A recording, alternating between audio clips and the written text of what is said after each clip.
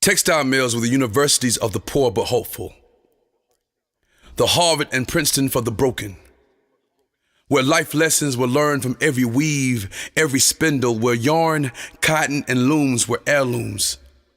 Where the heroes had hands that were calloused, scarred but strong, where fingertips eroded to bone but bore a sense of pride, knowing that they were there to provide for their family.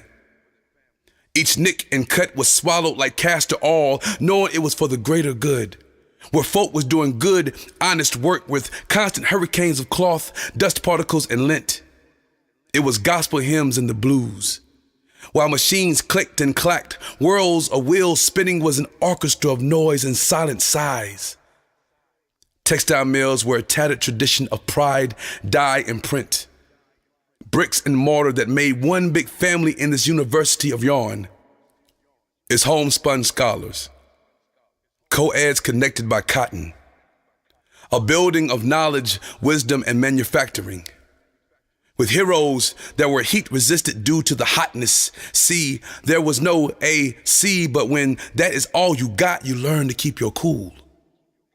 Their determination had bled into the tapestry of those textile mills. They were avengers. They were the Justice League without cape and cowl, where perseverance and survival were their superpowers. 10 to 12 hours a day. Wages low like sunset drapes. Where the plum sky had let them know it was quitting time. Where it took every carbon fiber of their being, every strand of their will to thread their way to their mill village.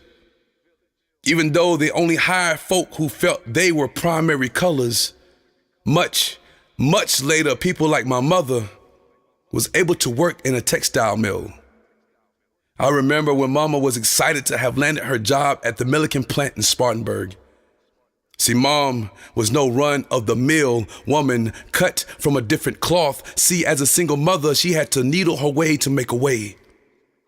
'Cause never give up was sewn into the texture of her soul, but what seems to be an alternating twist, if you will.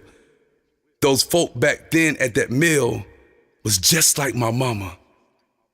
Where she was my hero with caring hands that were calloused, scarred but strong, where fingertips eroded to bone but bore a sense of pride, knowing that she was there to provide for her family. Each nick and cut was swallowed knowing it was for the greater good, where folk was doing good, honest work with constant hurricanes of cloth, dust particles, and lint. Where she sang gospel hymns and the blues to pass the time. While machines clicked and clacked, whirls of wheels spinning was an orchestra of noise and silent sighs.